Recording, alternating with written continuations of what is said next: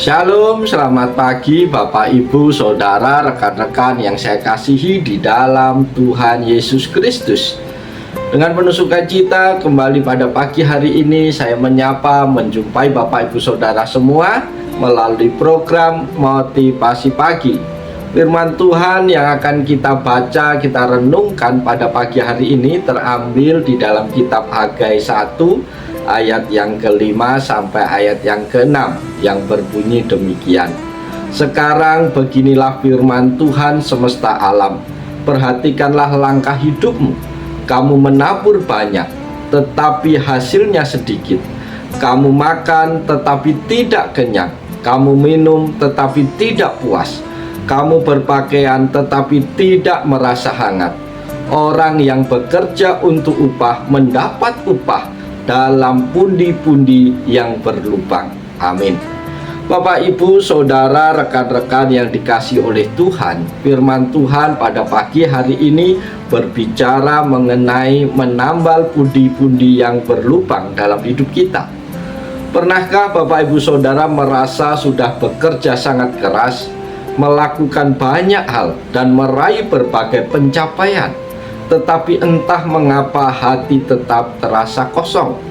Atau pernahkah Bapak, Ibu, Saudara merasa penghasilan kita seolah-olah hanya numpang lewat saja, habis tanpa bekas untuk hal-hal yang tidak jelas?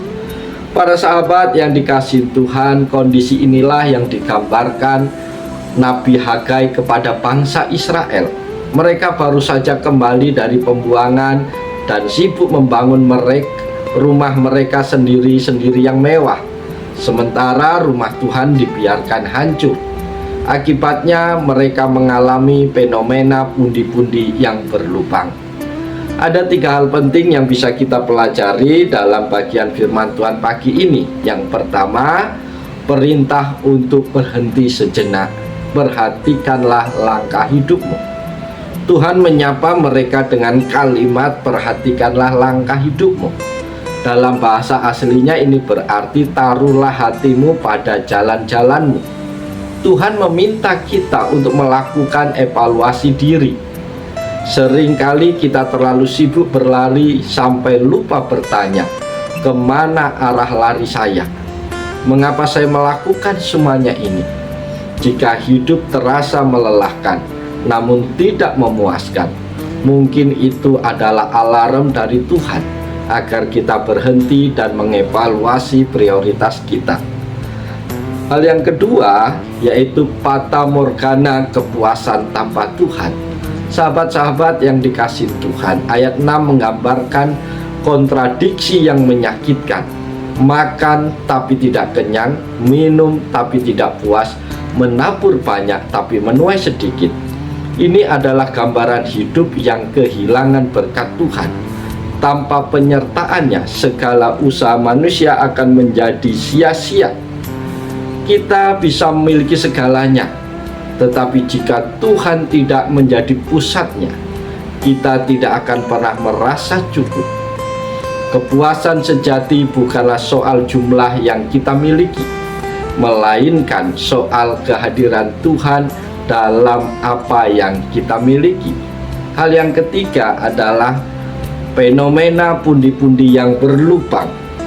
Bapak, Ibu, Saudara terkasih, bekerja untuk upah tetapi menaruh di kantong yang berlubang adalah gambaran kesia-siaan yang tragis.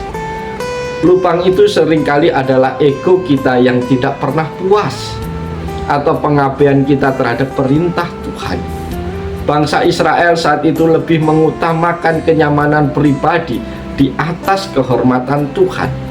Ketika kita menaruh Tuhan di urutan terakhir, maka berkat yang kita terima akan bocor melalui kekhawatiran, gaya hidup yang salah, atau ketidakmampuan untuk menikmati apa yang ada. Bapak, Ibu, Saudara yang dikasihi Tuhan, apa yang dapat kita renungkan dari bagian firman Tuhan pagi hari ini? Ada beberapa poin penting yang menjadi perenungan kita, yaitu poin yang pertama, panggilan untuk introspeksi. Saudara-saudara terkasih, Tuhan tidak langsung menghukum, tetapi Dia meminta umatnya untuk berpikir. Kalimat ini muncul 2 kali dalam pasal 1 ayat 5 dan 7. Seringkali kita terlalu sibuk berlari mengejar karir, uang, dan ambisi sampai kita lupa berhenti sejenak untuk mengevaluasi. Mengapa hidupku terasa begini? Mengapa meskipun sudah dapat banyak aku tetap merasa tidak tenang? Tuhan ingin kita memeriksa apakah arah hidup kita sudah selaras dengan kehendak-Nya. Poin yang kedua adalah gejala kekosongan yang tak terpuaskan. Ayat 6 menggambarkan usaha yang maksimal namun hasil tidak memuaskan. Makan tapi lapar, minum tapi haus. Ini adalah gambaran dari hidup yang kehilangan berkat penyertaan Tuhan. Kita bisa miliki barang-barangnya, tetapi kehilangan rasanya. Kita punya tempat tidur mewah, tetapi tidak bisa tidur. Kita punya makanan enak, tapi tidak punya nafsu makan atau kesehatan. Tanpa Tuhan, segala pencapaian materi hanyalah fata morgana yang tidak pernah memuaskan jiwa. Poin yang ketiga adalah misteri pundi-pundi yang berlubang. Sahabat-sahabat yang dikasihi Tuhan, ini adalah metafora yang sangat kuat tentang ekonomi dan berkat. Umat Israel saat itu merasa sudah menabung dan bekerja, namun uang mereka habis begitu saja untuk hal yang sia-sia atau musibah yang tak terduga.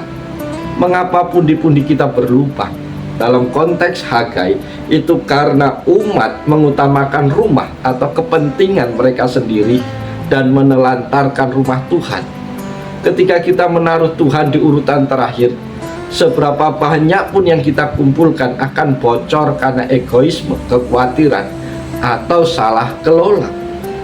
Poin yang keempat adalah akar masalah adalah prioritas yang terbalik.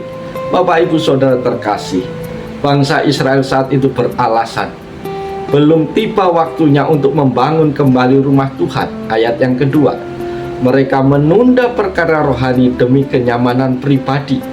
Masalah utama kita seringkali bukan kurangnya berkat, tetapi salah prioritas.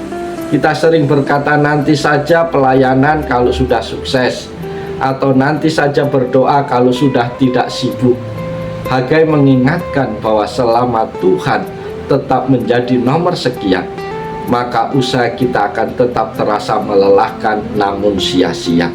Bapak Ibu Saudara terkasih, pesan Nabi Hagai bukan berarti Tuhan melarang kita sukses atau memiliki rumah yang bagus. Masalahnya adalah prioritas. Ketika kita membiarkan rumah Tuhan atau hubungan kita dengan Tuhan, pelayanan dan kehendaknya terbengkalai demi ambisi pribadi, kita sedang membuat lubang di pundi-pundi kita sendiri. Hari ini mari kita menambal lubang itu dengan menempatkan Tuhan kembali sebagai yang utama.